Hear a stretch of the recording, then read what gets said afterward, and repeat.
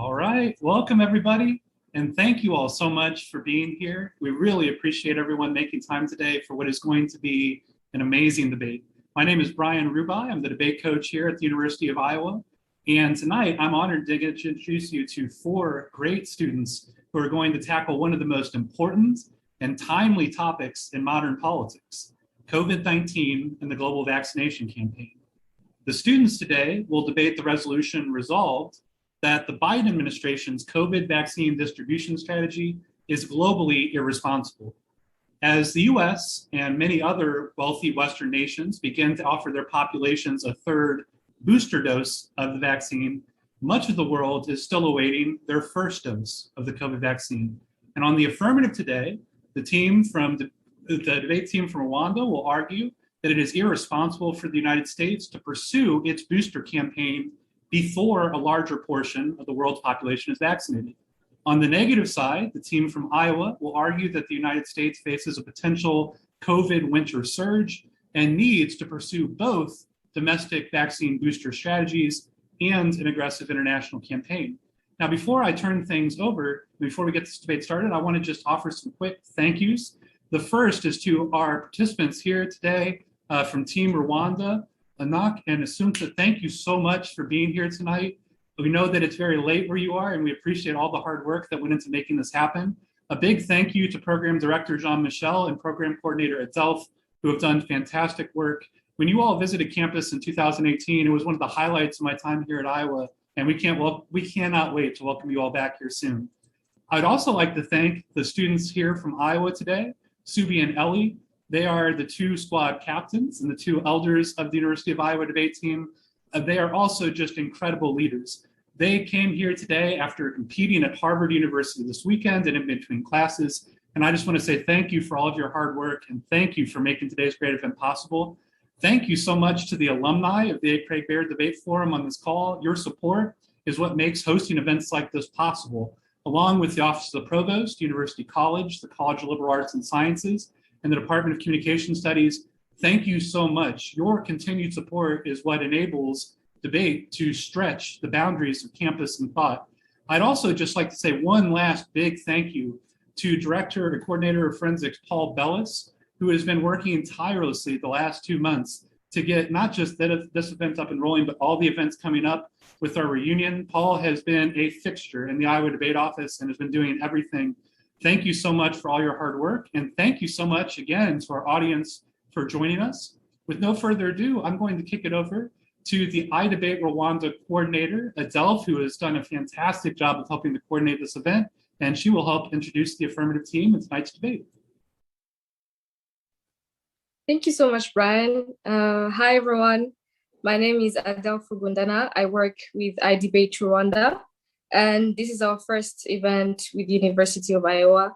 And for those who haven't had the chance to attend our previous events, please visit our iDebate Rwanda's YouTube channel where you can get to view them. And our iDebate in general, iDebate Rwanda is an NGO that uses debates as a tool to promote public speaking and critical thinking skills. We're a firm that believes that public discourse can solve so many of ongoing conflicts. So we run regional and international programs, but I will not get too much into details for the sake of time. So please visit our site that is provided in the description box. And yeah, have a nice debate to my debaters and Iowa debaters. And now I'll give the floor or the screen to Enoch, the first speaker on the affirmative side. Thank you so much. Okay, thank you. So good evening, everyone, and thank you for joining us today. A special thanks to the University of Iowa for taking time out of their busy university schedule and joining us today. The resolution today states that the Biden administration's COVID vaccine distribution strategy is globally irresponsible, with the affirmative case being the decision to prioritize a third booster shot for American citizens instead of increasing global vaccine distribution is irresponsible vaccine nationalism. We live in a world of limited resources, and as a global community, we need to prioritize the small resources that we have in order to have optimum results. COVID-19 vaccines are in short supply, and as the affirmative team, we believe that providing the first and second dose to the world's poorest countries instead of giving a booster shot will have the greatest impact. According to the WHO, the distribution of these vaccines has been hampered by manufacturing delays and supply distributions, leading to shortages in countries such as Uganda, Zimbabwe, Bangladesh, Trinidad, and many more. The focus on booster shots places the possibility of a slight boost in US immunization rates above the lives of global citizens still seeking their first dose. So my first argument will be that the Biden administration policy undermines the global efforts led by COVAX to first vaccinate at least 20% of each country's population. The question stands, why would the US strive to invest resources into creating a booster shot rather than conforming to the WHO requirement of ensuring that all countries first vaccinate at least 20% of their population? According to the World Bank, 1.1% of people living in low-income nations have received at least one dose. It is no surprise that countries suffering from like different conflicts and poverty, such as Mauritania and Mali, have vaccinated less than 2% of their population.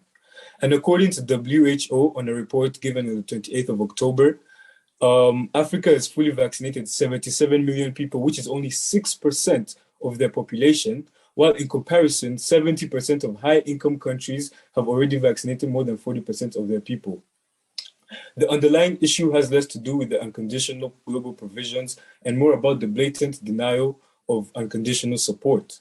Ignoring the needs of these African nations demonstrates that vaccine sales and profits are resulting in mushrooming of investors at the expense of low-income African nations and other low-income countries, since they have nothing to offer in return. Our second argument would be that the vaccine nationalism that is being spearheaded by the Biden administration will have a devastating effect on low-income and poor countries. And like all these high-income and developed countries, a lot of these African nations and all these other low-income countries have poor infrastructure and they can't treat their citizens. In some countries in Africa, falling sick is basically a death sentence. According to the head of the African Centers for Disease Control and Prevention, John Nsonkong, Africa's positivity rate was at 11.2% as of July. While events like the looting in South Africa might be account for the high cases, we cannot ignore the fact that low-income countries do not have systems in place to facilitate the distribution of vaccines to these economies. Lastly, the affirmative side will argue that Biden's policy is leading to a waste of vaccines due to the anti-vax movement that is on the rise and making other communities that are in dire need of vaccines left to die. There are a large number of COVID-19 vaccines that are being wasted every day due to the growing anti-vax movement.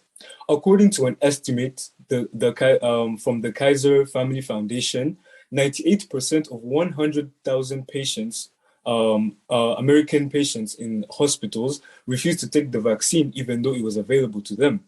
This is an alarming number because out of all these 100,000 people, 98% of people didn't want to take this vaccine.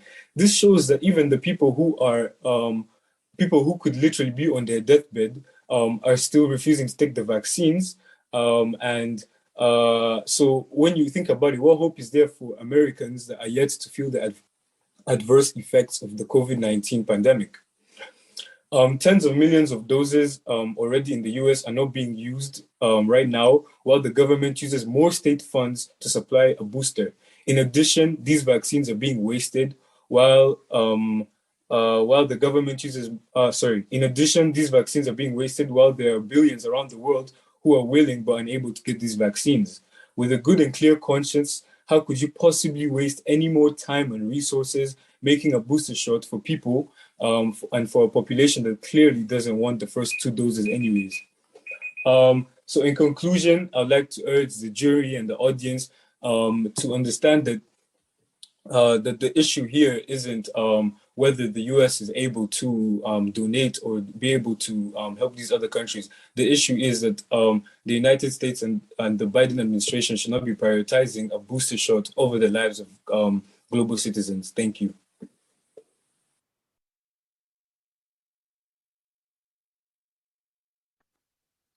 Thank you so much, Enoch. So we have the cross-text for 2 minutes. Okay. So in your second point, you talked about how many African nations lack the facilities to distribute the COVID vaccines in the first place. Isn't this another way of hampering access to the vaccines in the first place? Well, since the pandemic started and since the vaccine increased, obviously over time, the distribution methods have been improving.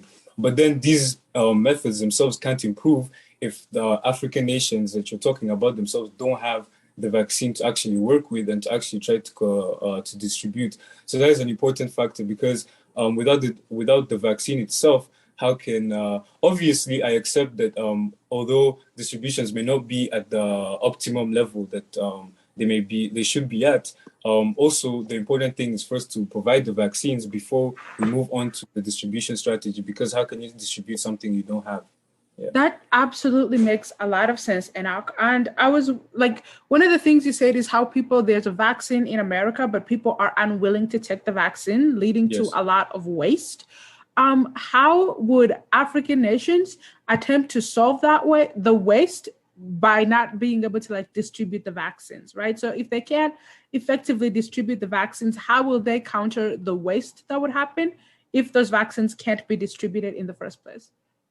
Well, I feel like your questions are not focusing on what the motion is basically about, because you're talking about people not wanting and wasting vaccines when there are no vaccines. And as I've said before, if only 6% of the African population are vaccinated and there are many people in line to get the vaccine, then I'm sure it's not the debate should not even be about whether Africans want to take the vaccine, because clearly we have seen that a lot of vaccines have been donated and many of them have been being used. So I think that's something important to note. Yes. That's wonderful. Thank you. Thank you. So now we'll have the first speaker from the negative side. Awesome. Thanks everyone so much for joining us today. We'd like to especially thank our wonderful competitors from Rwanda for staying up very late to make this event possible. The affirmative is correct about some important parts of today's debate.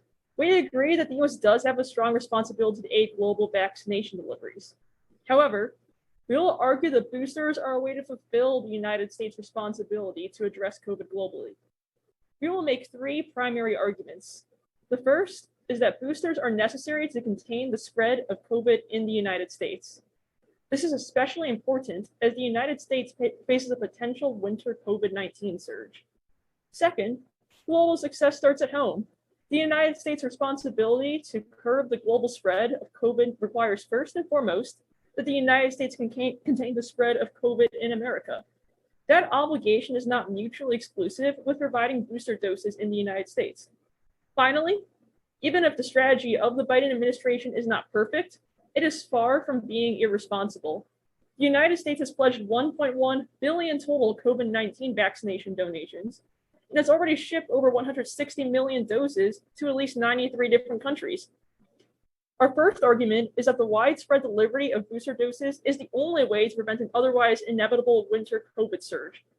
Those Americans who received their first vaccine dose, the most vulnerable members of the United States population, are already beginning to see diminishing protections less than 6 months after their second dose. Rebecca Weintraub, the faculty director of Global Health Delivery Projects at Harvard University, noted in an October 12th piece that, quote, the US vaccination campaign is at a pivotal point, and that the US must, quote, boost COVID vaccinations to prevent a winter surge. The risk of a surge in infections due to waning immunity, once regarded as a theoretical possibility, now appears to be a confirmed reality. The United Kingdom is a case in point. Neil Ferguson, the director of Imperial College London's MRC Centre for Global Infectious Disease Analysis, noted that waning vaccine immunity has contributed to the UK's recent spike in cases and calls for a new national lockdown. The UK is the closest analog to America. Like the UK, America has little room for error, and this brings me to our second point. Our second argument is that the path to effective international response to COVID runs through the United States, not around it. The US is sadly the world's global leader in COVID cases.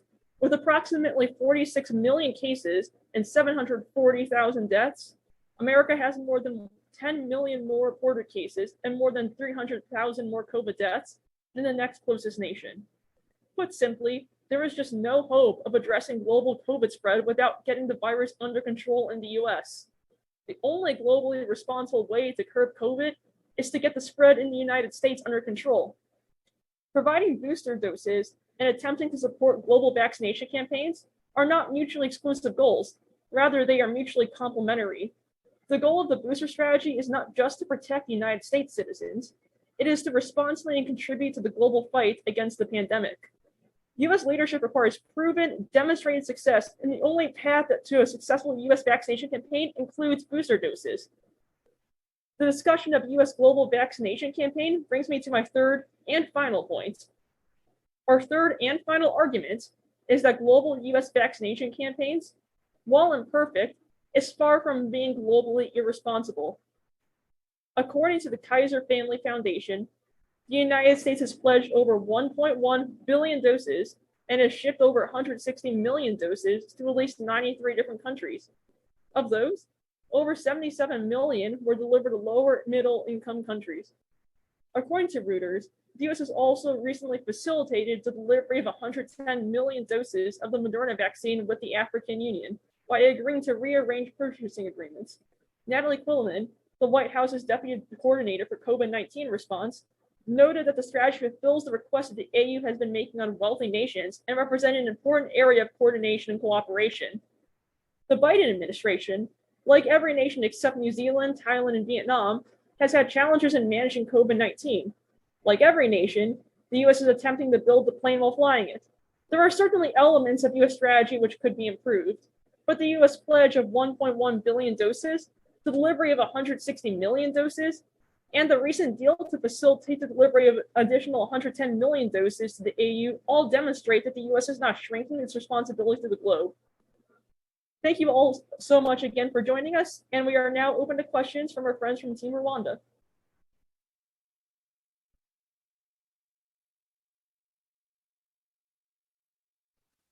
Thank you. Now we can have the cross-ex again for 2 minutes. Thank you so much, first speaker from the opposition side. I just had like one question for you, especially when it comes to you talking about the UK's winter surge. You give the UK as a country, you don't want to step in the footsteps of the UK. You want to have another lockdown. But do you think the conditions in the United States and the conditions in the UK are different, given that the UK lifted COVID restrictions and the US has not? And yet you still see the reason why they might have an upcoming winter surges because of the lifting of the COVID restrictions more than it is about lack of boosters, which is what this debate is about. That's a very good question. And I would say that the reason that the UK is having a large surge now is because of the lack of boosters. So evidence has recently shown that as about 6 months after the second dose, people's immunity to COVID-19 begins to wane. The UK's recent second surge is coinciding with a time in which people's immunity that they got from the second dose of the vaccine begins to wear off. We would argue that it's not necessarily the lack of restrictions that they have posited that is causing their second surge, but rather the lack of booster vaccinations is the driving cause of that.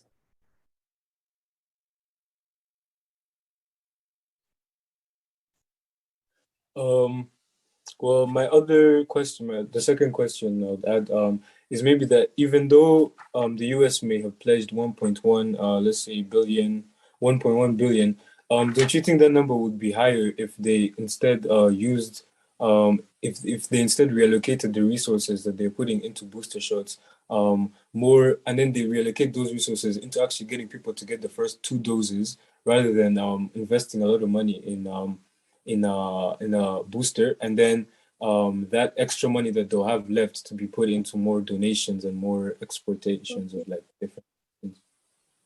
Thank you, Anok. Now we can have the second speaker from the affirmative side. Thank you everyone for being here. It's late at night here in Rwanda, and I I hear the people from Iowa also having classes after this. It's great to see y'all. I will start over by going over some refutation, and I'll also then build my own case. So I will start off by talking about what the opponents talked about, the inevitable winter surge. I come from Africa, we don't have winter, but according to research, a team of research at Princeton found that although climate is likely to have some effect on the rates of COVID-19, it's far less significant a factor than the control measures in the months leading up to winter, given the number of people who are still susceptible to the virus and how the measures will be implemented. That plays a bigger role in, if the US is most likely to have a COVID surge in the winter or not. So I don't think the high COVID cases, especially in the UK, that you talk about have a lot to do with the not having vaccines, but I think has more to do with the reluctant measures taken by the United Kingdom citizens. So the Britain, remember, as I said, lifted most COVID-19 restrictions due to the high progress received from the first 2 doses. But unfortunately, cases seem to be increasing. And as health experts are telling the British government to impose these social restrictions, such as wearing masks in crowded places, as cases, are increasing and hospitals are filling in again. These reluctant measures are are increasing the spread of the virus, not the absence of booster shots, because more than 6.7% million of these booster doses have been sent to the United Kingdom and administered. That makes us question if even boosters are really effective, as our opponents are saying. That leads me to the second point. As you said, the US is the number one global leader in COVID cases. I cannot deny that. It's all over the news. But also it's among the most popular tourist destinations, with over 80 million international visitors each year, including students, investors, and tourists, among others. According to the Vanderbilt Medical School study, vaccination reduces the overall attack rate, to 1.6 from 7.1. We can all agree vaccines are very useful, especially if in this time of the pandemic. In the United States only, as I said, it's from 1.6 to 7.1% reduction in the spread of the virus. These results indicate that vaccination can have a substantial impact on reducing case transmission and adverse, clinical outcomes. However, with the uptake of less than 40% in the population, vaccination is unlikely to completely eliminate the need for some pharmaceutical intervention. How are these diplomats, investors, and students supposed to travel to the US without vaccines? And isn't the best way to contain the virus through making sure that these foreigners are vaccinated and pose less harm to the United citizens who we are trying to protect here? We're saying that through increasing vaccination coverage and conforming to the World Health Organization strategy of vaccinating at least 20% of the entire population before you can move on to build other strategies to deal with the virus, people who are not vaccinated are also protected indirectly because there is less virus going around. So I would say let us agree to increase herd immunity, and that leads us. We are not calling that. That leads me to the last point. We are calling out the Biden administration COVID vaccines distribution strategy, for being irresponsible, because it has a responsibility to fulfill to the world. Yet it is abandoning that responsibility by creating more solutions that profit its citizens. A concern previously, raised by the World Health Organization. The concern was that these countries that were rooting for vaccine nationalism would at one point put the citizens' rights and its responsibility. It would forget its responsibilities as a country and not help other countries. So it would make vaccines concentrated in one area more than other areas, which is what we're experiencing today. The more the virus infects, the more it's also most likely to create further mutations, which will occur and are inevitable. Therefore, if we want to deal with this vaccine, it's best if we all first conform to the herd immunity. Thank you. Thank you so much, Assunta. We're gonna have the prospects now. Awesome. So I guess my first question is about the UK. You made the argument that UK cases have a lot more to do with their lockdown measures, their lack of lockdown measures taken in comparison to the United States. I guess a couple questions to be like, one, how is that different from the measure? Why has that happened in the UK but not in the United States in terms of the difference in the lockdown? And two, what would be better then for the United States and the UK to do to be able to prevent more COVID Thank you. Great question. So I talked about how the UK's cases are increasing because of reluctant COVID restrictions, and I feel like how is it different? How it's different from the United States is that the United States, in most places at least, they are still uplifting COVID-19 restrictions, and they're still advising their citizens that even with the vaccine, there is a possibility that you can still get the coronavirus. Whereas in the UK, people were reluctant because they knew that they thought that a vaccine would be somehow a cure to prevent them, that would make them not be able to get the virus. So what the US can do differently is first make sure that countries, especially countries, international students are coming, investors are coming from all over the world. Make sure that like at least 20 or 40% of other countries are vaccinated first before you can move on to a booster, which you have not yet convinced me is a very effective strategy for going about this pandemic. Thank you. Thank you.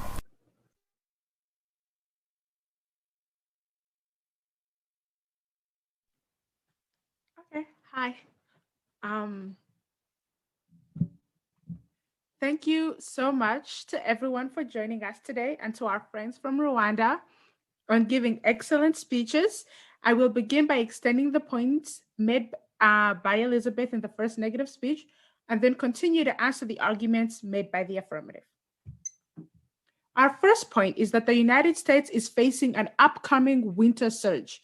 This is strong data to support this prediction, as COVID rates are steadily climbing through the country due to the change of seasons and waning vaccine immunity. Much like the UK, the United States is seeing a surge in breakthrough cases among vaccinated, suggesting that the vaccine effectiveness begins to decline after 6 months. Our opponents say that like climate change and winter has nothing to do with the vaccine effectiveness. Our argument is that after 6 months, the vaccine begins to wane, whereas it is not working as effectively as it was working earlier in the months, which is why we need the booster. The booster makes the vaccine stronger within the immune system. That makes it so that it's harder to spread the vaccine, and it's also harder to get COVID. That is why we think that the winter surge is coming, not because of the dropping temperatures, but rather the drop in effectiveness of the COVID vaccine. They also say that social restrictions are enough. Unfortunately, we do not think social restrictions are enough because people need to work. Essential workers exist, right? So people have to go to their jobs, have to go to school, and we think that we should keep these people safe, even in addition to social restrictions. The second argument is that stopping the spread of COVID in the United States is both urgent and complementary with the goal of curbing global COVID spread. The US remains a central hub of global movement and travel, and out of control COVID surge in the United States makes global efforts to contain the virus impossible. While we do agree that it is very important for the US to both support the global efforts, we do not believe that those require an either or choice, but rather an and both choice, right? Our opponents answer this by saying that America is popular for tourists, and we must keep those tourists safe by vaccinating them before they come. we do agree that America is a very popular tourist spot, which is precisely why we need these boosters. It would be very unfortunate to have many people come and take up residence and then get COVID because of our own negligence. Therefore, we have to give boosters to the people who are here in order to curb the spread. Also, it's not an either or choice, as I've said, which means that we can do both, right? We can give the money and the resources necessary to vaccinate people in other parts of the world, while also giving boosters to the population in America as to make sure that the people who come here for tourism stay safe and protected. Our final point is the United States has taken drastic actions to increase its support of global vaccines. The Biden administration has pledged to provide 1.1 billion vaccines, half of the COVAX goal and more than any other nation. And it is doing so in a targeted way to provide support to lower and middle income economies. They answer this by saying that we are being irresponsible and we are proliferating vaccine nationalism. This is simply not true. What I've just said is that we've pledged $1.1 billion, which is more than any other countries. And I would also like to point out that in the first affirmative speech, the affirmative team talked about the lack of resources to distribute the vaccines in the first place.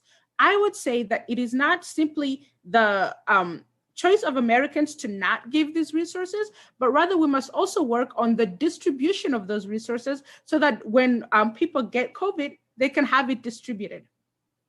Now, the America is not placing profit in front of COVID and the safety of other people. Rather, we are saying that the safety of the Americans is important with the safety of the rest of the world. Being one of the world's largest economy with the most number of COVID vaccines, we have to understand that the goal runs through America and not around it. We must incorporate America and not just discard it altogether. Thank you. And that is my time, and that is all I have to say. Thank you so much. I am now open for classics. Well, I first wanted to ask you, do you think a booster is more important than the first 2 doses? I do not. I don't think the booster is more important. I think that these are both important, and I think that America has the money and the resources to prioritize and care for both. Well, then, if there's a growing anti-vax movement, then don't you think your strength and your effort and your time and resources should be put into encouraging U.S. citizens to take the first 2 doses rather than supporting the booster? You're absolutely right. There is a growing anti-vax movement, but I would like to point out 2 things. One is that the large populations of people who are not vaccinated are children, right? People under 12 years old who cannot get the vaccine anyway. And 2 is that the American government is working diligently to make sure that a bunch of people who are anti-vax get vaccinated. For example, Biden has made it like a requirement to work for the government. You must have your first 2 doses and stuff. Okay, well, on your first, you first ask your question. I wanted to ask about vaccine nationalism, whereby countries sign to pharmaceutical companies so that they can decide to start production of vaccines. And when you're doing that, you are deciding to do it's a collective decision. So why is it that no one consulted other countries before they decided to start producing booster doses, even before other countries could get their first vaccine? That is a wonderful question, and the reason being is that America has the resources to do these booster shots, and because the population of America needs these booster shots, we have to do these 2 actions at the same time, right? America has a lot of balls in the air, and this is how this is what we think is the best way of helping everybody. Thank you so much, Subi. So now we're gonna have the audience. If anybody has a question or anything they wanna add on, they could do it in 10 minutes, and then we continue with the rebuttals. Thank you.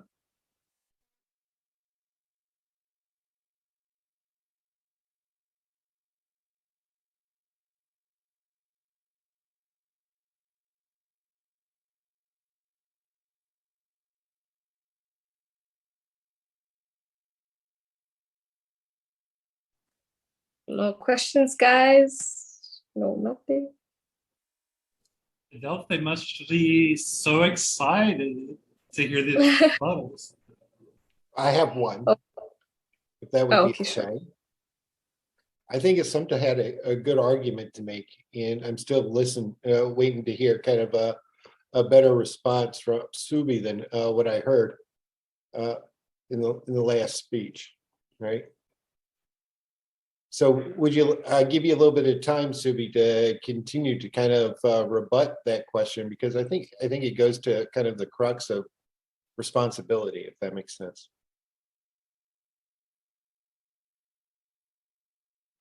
I do agree, Paul Bellis. I think they asked very good questions, and I was trying my best. It's as good as I can do. I will work on it for the next rebuttals. I promise I will come back with a good answer.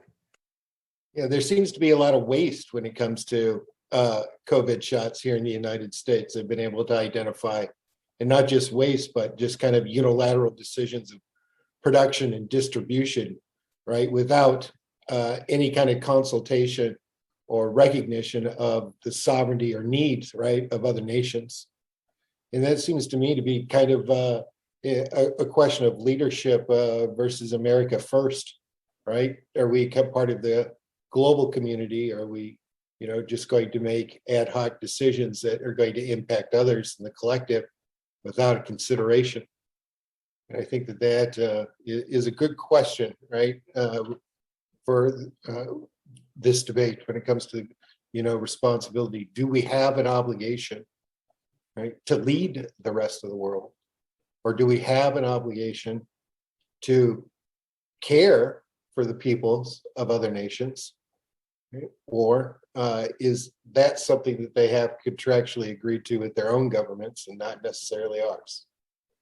And so, that's always a value, right, debate that I think this really kind of is a premise of. Makes for a good discussion. That's all. Thanks. Thank you so much, Paul. Anybody else?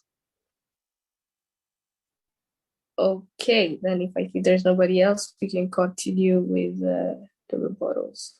Affirmative side. Okay, well, thank you. Firstly, let's start my rebuttal by first clarifying something. The second negative speaker was talking about, when I talked about the wastage of doses, I wanted to clarify that the 10 million doses that are being wasted are wasted after distribution. These are doses that have already been taken around the United States. These are doses that have already been put in different medical centers and different, basically different, vaccination sites. And then they're just left there because people do not want to take the vaccine and people don't show up. And then these 10 million doses obviously can be kept over a long period of time and they're wasted. So I just wanted to clarify that small thing before I continue. And the negative team has talked a lot about how like the US contributes a lot of money and a lot of different things. But the debate is about how still prioritizing a third booster is irresponsible. The debate itself reads, the resolution talks about how the Biden administration's COVID-19 strategy itself is irresponsible. So the debate is not about how much it contributes and how many doses and how much money, but it's really about how throughout all this, the US is continuing to prioritize the production of booster shots and the production of putting a lot of money and time into these booster shots rather than actually helping the world, as I've given different things such as how 6% of the African continent has been vaccinated. So that's just wanted to clarify that thing. And then the second speaker also talked about how has also shown how I wanted to also talk about how even though the booster shot is there, the question is it really necessary, right? I've shown and I've talked about how there are different people in the world different people in the US who are not even taking into consideration taking the first 2 doses, and now you're bringing up the to talk about a booster shot. And I wanted to even talk about how there's an article that talks about how more US citizens are showing up to get a booster shot rather than those that are going up for the first shot.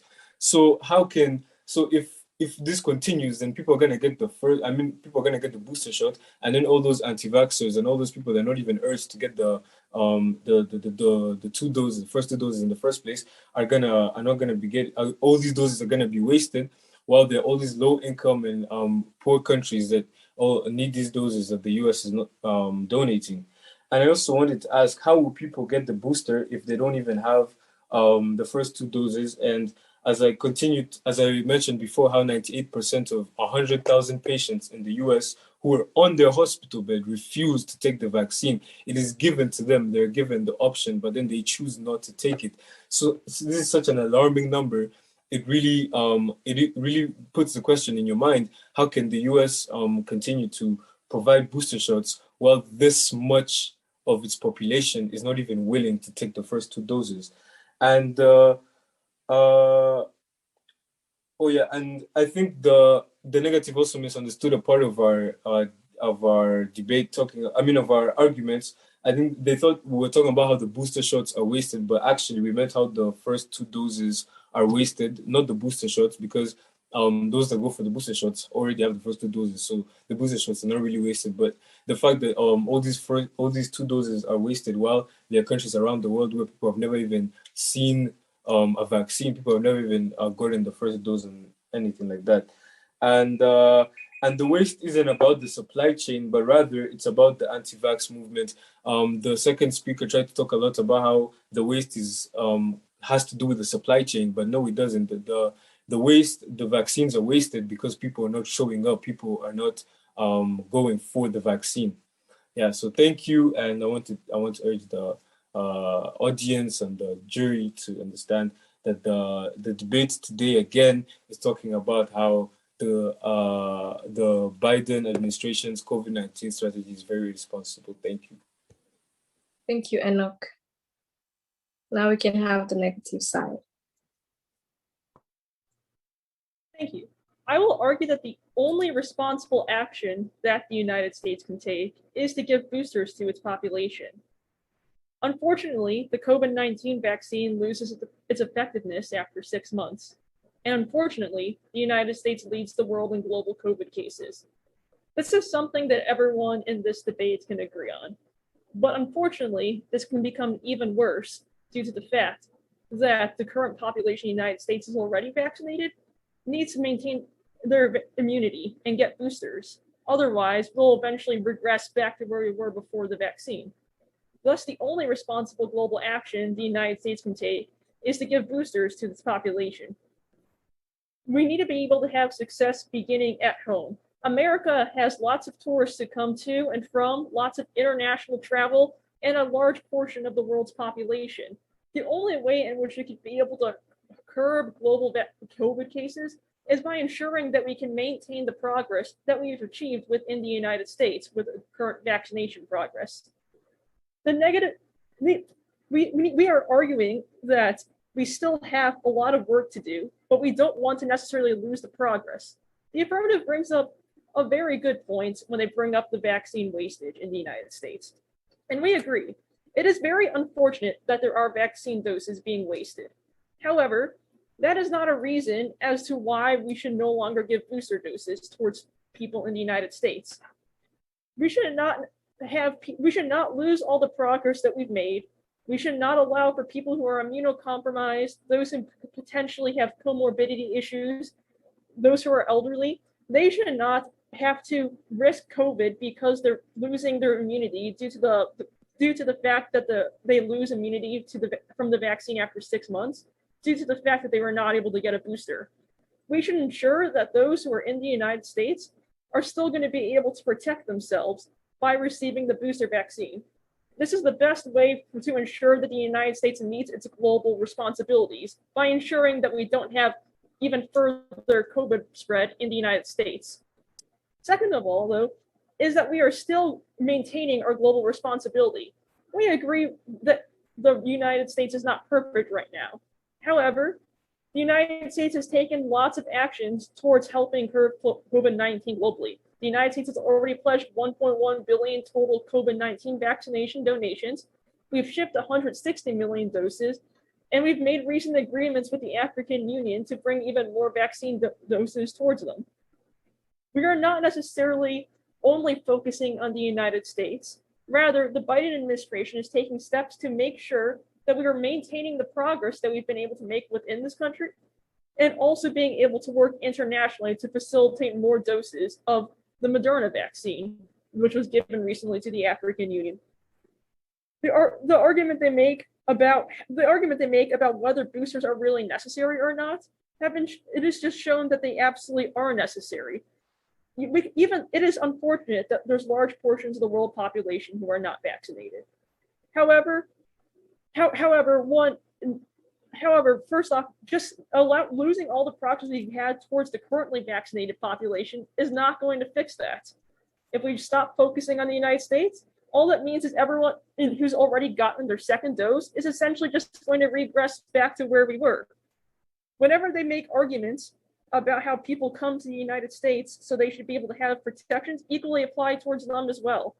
Since it is fully possible that since tourists come to and from the United States, and there's lots of international travel, we should ensure protection for everyone who's in the United States, and we should protect travelers additionally. And with that, I urge you to propose the Biden administration. Thank you so much. So now we can have the affirmative summary.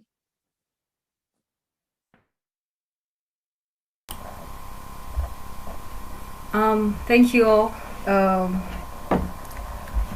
I would like to start off by talking about what the opposition side talked about, the booster shots. We are making it look like booster shots are whole different vaccines. It's a whole different brand that's coming up. Yeah, booster shots are like a third dose given after 6 months. We agree on that, right? So if there are like millions of doses in stock which are being wasted, right? Why are we debating how the United States is how are we debating as if doses are in scarcity, yet they're not in scarcity really. They're being wasted daily because these people don't want to take the vaccines. I'm not even sure the United States has enough equipment to keep these wasted vaccines. So instead of like sending them to Africa, as my opponent said over and over again, we can literally, here in Africa, we can literally have a football field, get a tent, cover it up, and still administer those vaccines. We don't need hospitals in place to have those vaccines there, really. We just need places whereby we just need the vaccines here in Africa. It's not a problem of hey, there is the bad distribution channels in Africa. No, the distribution channel is not a problem. The distribution channels are from the Pfizer and Moderna and all these places which are delaying the vaccine transportation to Africa. We are okay. We can find football fields. We can find gardens where we can administer all the vaccines to our citizens. That's not really a problem. Also, I would also like to go back to the point where I talked about collective decisions. If the United States pledged to have responsibility of producing enough vaccines for the world, no one should come and convince us that they're having second thoughts about that. The fact that they pledged to make decisions they were like, okay, we're in positions, we have the resources, we have the materials, we can make these booster shots. If they feel like they cannot be able to do that anymore, they should give that responsibility over to some country which is capable of doing that. And they should not come here and tell us that they're not able to do that all over a sudden because they're having problems with COVID increases, which I do not think they do have anything to do with the boosters. as Subi talked about, there's large anti-vax movements, and as she talked about, the government is doing something about it. But we as global citizens should not be made to suffer for the decisions made by Americans who are not educated. No offense, but not educated, lack information, and who are also willing to risk their careers. Mind you, there are people who are NBA stars who are risking their entire careers just so that they don't take the vaccine. People on their deathbeds not willing to take the vaccines. Here in Africa, we're crying. We are lacking vaccines. Countries like Uganda, Mauritania, and other countries we are giving you from low-income places do not have even the first dose. You don't imagine, no first dose. And you expect us to have, we will sympathize with your high cases, but I think it has more to do with your administration more than it has to do with the decision you made to the world to distribute the COVID-19 vaccine. Also, no one is asking you to sacrifice your citizens because the vaccines are there, as you said.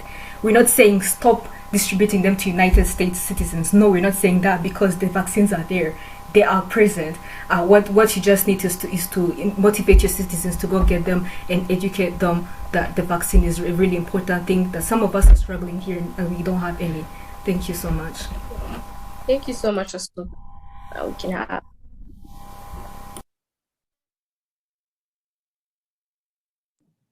That was such an amazing speech. I feel bad having to go up after that. Let's go. Again, I'm going to emphasize the fact that America can do both, right? America can care for its citizens, which as a government, it has a responsibility to its citizens. And America can use its vast array of resources and money to help the people who don't have access to those resources, right? I.e., we've given the examples of $1.1 billion in what do they call in investments and like giving away money. We've also given the examples of $160 million of vaccines of Moderna being shipped out and given to other nations. So it is not good if America were to shirk its responsibilities to its own citizens, it would have a detrimental effect to every other country, right? Because you've already said that America has a large tourist economy where people visit and people go. We have to make sure that the people who visit here are safe by giving the people here boosters and making sure that their bodies do not give the people who visit COVID. We also have to make sure that the people who visit other countries are also safe by giving them COVID vaccines and making sure that they are safe during their travels. I am now going to answer a couple of your arguments. The first argument is about wastage, right? There's a big argument of anti-vaxxers are wasting these vaccines. As I've said before, a lot of the people who are not vaccinated are children, people who cannot get this vaccine even if they wanted to because their immune systems cannot handle COVID, right? Second, United States has a vaccine mandate where people who work for the government cannot work for it if they do not have a vaccine. This is one way that the United States is caring for its citizens while also caring for other people, right? Second is that they don't, you made an argument that you can use football fields and that you don't need the infrastructure in order to distribute. I agree. I do think that African people, being one myself, go Buganda, are very ingenious and can do things by themselves, and they don't need these big fancy hospitals. But they do need the money that America has pledged to them in order to keep, to make these things happen, in order to have people be vaccinated. We think that America pledging $1.1 billion is more than sufficient and shows a care for other countries. The last argument you made, another argument you made, was collective decision-making. One, we think that America has made good decisions and has been a responsible global citizen. And two, we don't think it's possible for America to make collective decisions because that's just not possible. America cannot talk to every single country and every single person in that country. What we can do is be responsible to the citizens in America while attempting to care for the citizens outside of America. You also said that America should give its responsibilities to another countries. This is simply not possible. America has the highest rate of COVID cases, which means we must care for our people because otherwise other people will also get sick. Biggest number and also the biggest population, which again proves that boosters here not only care for us, but also care for everyone else. You made a good argument about NBS people not getting the vaccine. Again, vaccine mandate means that these people will be forced to take the vaccines. You do not need to have empathy for us. And in fact, you shouldn't, because America is caring for and has a responsibility to its citizens right now, while also making decisions such as donating money, donating time, and donating resources that would be helpful. Therefore, I believe that America is making responsible COVID decisions. Thank you so much, Subi. You are welcome. Now we're gonna have Brian doing the closing remarks. I just want to say thank you so much, Adele, for doing a fantastic job of moderating the debate. To all 4 debaters, you all were fantastic. I think my neck is sore from having nodded so much. And audience, before you all take off and before we say goodbye to our debaters, if you could please just either use the reactions feature or type in the chat just a quick note to say congratulations and thank you to our participants. They put a lot of great work into making this wonderful debate possible, and we really, really appreciate all of their efforts. Thank you all so much. I am going to stop the recording now. I know that it is quite late,